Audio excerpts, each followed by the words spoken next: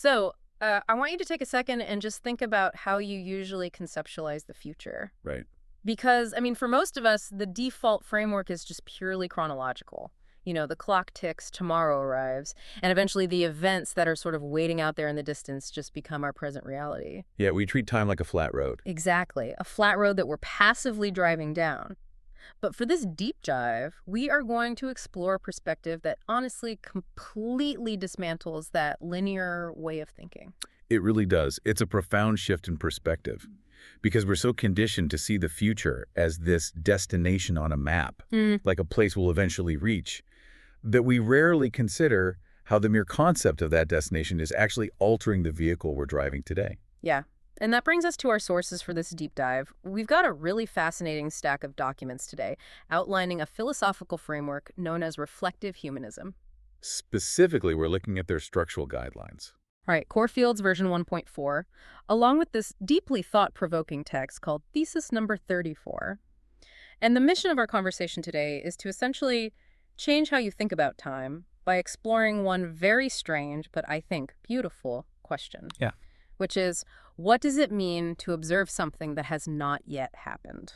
And the foundational premise that we find right at the beginning of Corefield's V1.4 addresses that directly, because the text explicitly warns against treating the future as a puzzle to be solved or, a crystal ball to gaze into. But we're not doing predictions here. No, not at all. Yeah. We aren't trying to predict what will happen next Tuesday or 10 years from now.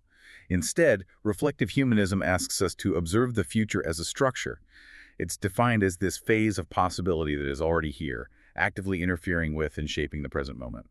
I want to set a very calm, observational tone for you as we navigate these documents today, because this deep dive, it's not about making sweeping predictions about, I don't know, flying cars or the next big tech boom or societal collapse. We're going to step back together and examine the quiet, invisible mechanics of how our reality is actually constructed.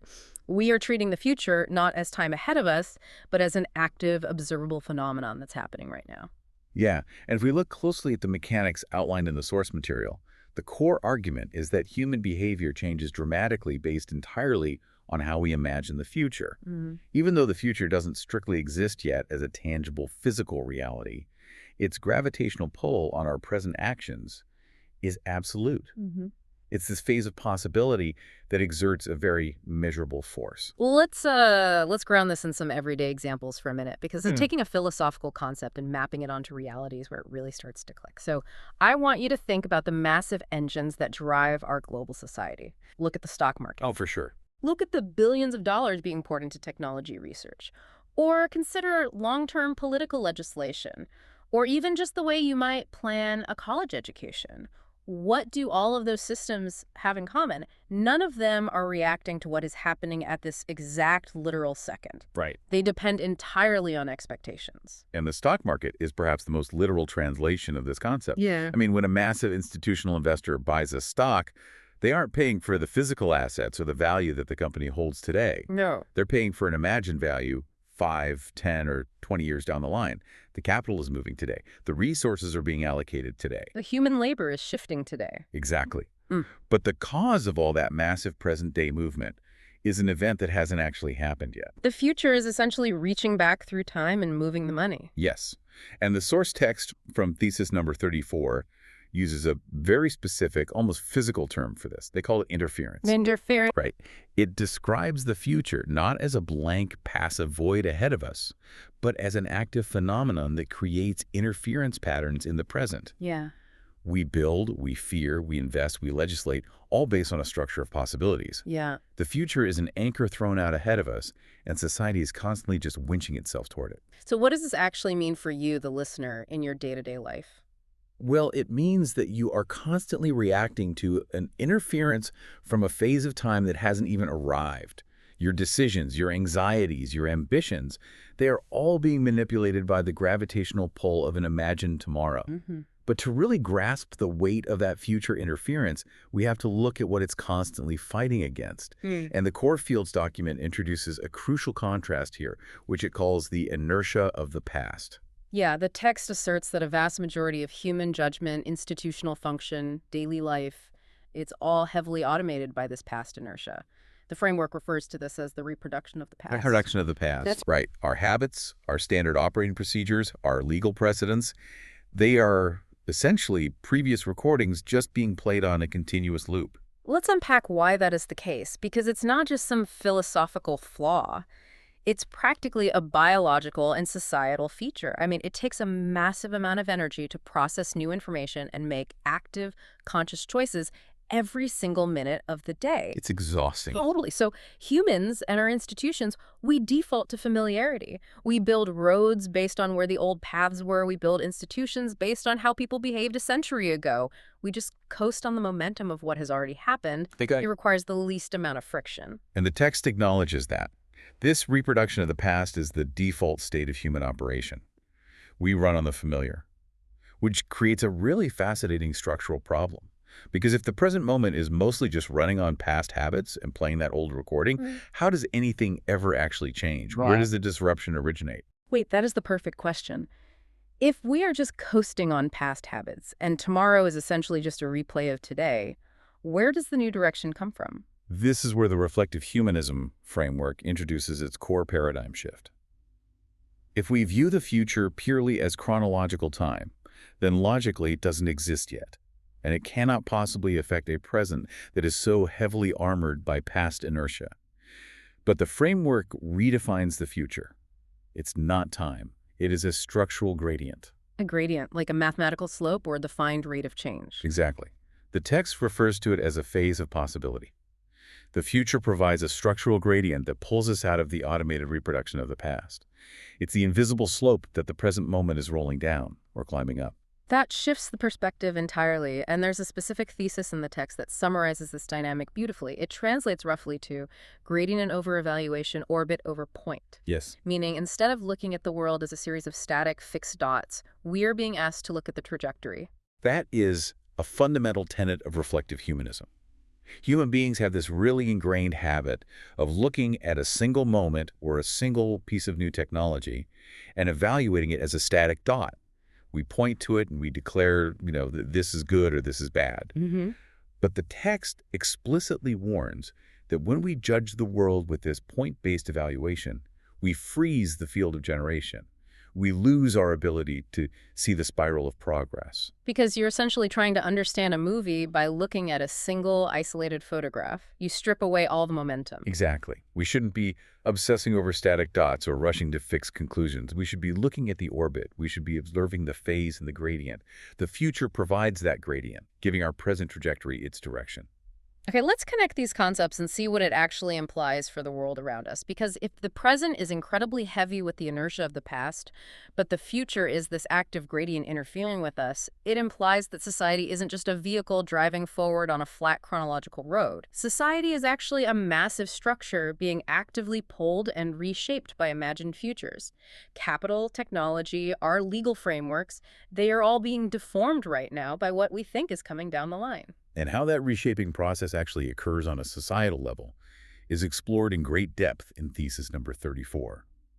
The source material outlines two distinct types of generation, which is their term for how society moves along this gradient into the future.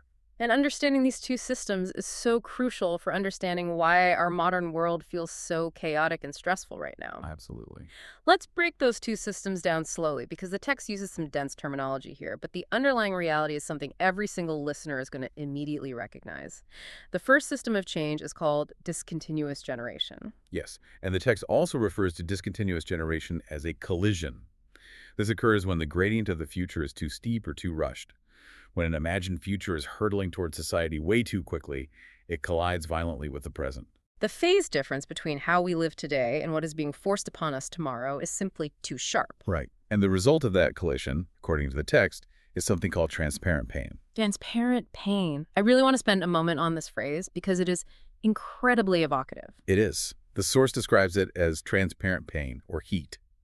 Because the gradient is so sheer, think of it like a cliff rather than a ramp. It forces society to update its systems faster than it can naturally adapt. So the timeline feels fractured. We experience a massive societal backlash. Think about what that actually looks like in the real world. A perfect modern equivalent would be the sudden deployment of generative AI. For decades, human identity and our labor markets were built on the past inertia that creative and intellectual work was strictly human. Yeah. Then, almost overnight, a deeply disruptive imagined future collides with that present reality. It isn't a slow integration, it is a sheer cliff. And the friction between that nonlinear external technological change and our highly linear cognitive systems creates a profound ache. The institutions don't know how to regulate it, the workforce doesn't know how to adapt to it, and educational systems are suddenly rendered obsolete. Wow. That gap, that violent friction, is the transparent pain the text is talking about. It's an invisible trauma caused by a gradient that is just too steep. And you can feel the heat from that collision everywhere. You see it when a sudden economic shift or a rapid technological advancement forces a community to abandon its past inertia instantly. It feels jarring. It feels like a rupture. Which brings us to the alternative.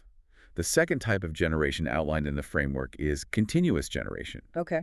This is what happens when the gradient is managed and driven by questioning rather than absolute assertions. The source explicitly states that questions act as a pain minimization device for society. How does that actually work in practice? The mechanics of it are fascinating. When society or its leaders or its technologists uses questions rather than rigid assertive conclusions, they keep the field of possibilities open. An assertion is a wall, but a question is a ramp. Oh, I like that. Right. Because a question doesn't force a sudden, violent collision, the gradient remains gentle.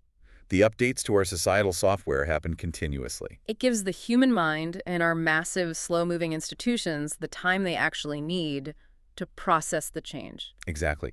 The text states that this continuous generation allows society to ascend a spiral of progress quietly. Because the gradient is manageable, the backlash, the heat, and the transparent pain are all minimized. The timeline doesn't fracture.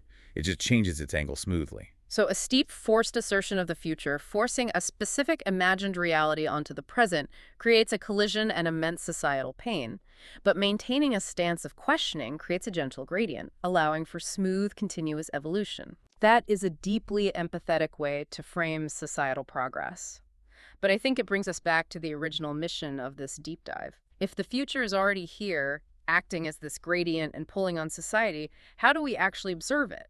Well, this requires us to completely unlearn what observation means in a linear context. To observe the future, we have to abandon the desire to guess probabilities. We have to stop trying to predict exactly what will happen. Thesis number 34 is adamant that such an effort is essentially futile. Because if you're trying to guess the future, you're still treating it like a dot on a timeline. You're still trying to evaluate a point, rather than observing the gradient that is interfering with today. Exactly. You're trying to take a photograph of something that is fundamentally a motion. So how do we observe it? The reflective humanism framework introduces a concept called the health scan mode, or in the original text, Kenshin mode. Let's unpack health scan mode. Right. What does it actually mean to scan the health of the present to see the future? In health scan mode, you are instructed to observe the world, almost as if you are a transparent atmosphere.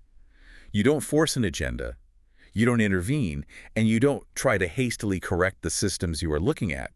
You act as a neutral environment that simply takes the temperature of the present moment. You're looking for the future's footprint in today's mud. Yes. You observe the future by looking incredibly closely at the present and asking a series of diagnostic questions, like which specific futures are currently being imagined by society? Which of those imagined futures are actively moving large pools of capital and investments right now? Which fears or hopes about tomorrow are currently reshaping our political legislation and our educational institutions today? It really makes me think of trying to look at the wind. You can't actually see the wind itself. It's invisible. But you can clearly see the trees bending. You can see the leaves scattering. You can't see the literal future. But if you look at the present in this health scan mode, you can see the stock market bending. You can see laws bending. You can see collective human anxiety bending toward a specific imagined outcome. The future is the wind. And by observing the bend of the trees, you are observing the future. You are seeing the structural gradient in action. You aren't predicting if a storm will arrive. You are observing the pressure system that is already altering the climate of the present. That really brings the entire framework into focus. What we've uncovered in these reflective humanism texts is a complete dismantling of how we experience time.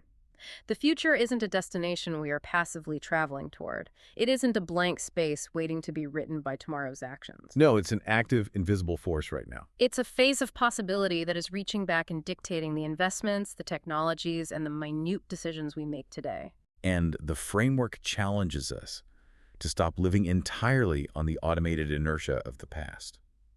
It also challenges us to stop bracing for the violent collisions of discontinuous generation. Yeah.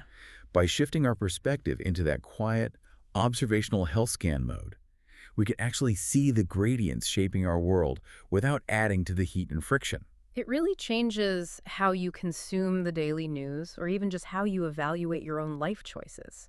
You start looking at your actions and asking, am I making this choice based purely on the comfortable inertia of my past, or am I reacting to the interference of a future I am imagining? And the implications of that interference leave us with a profound thought to really sit with, one that builds on everything we've discussed today. Okay. If the future is not simply time, but a powerful face actively interfering with the present, then the most critical question becomes one of authorship.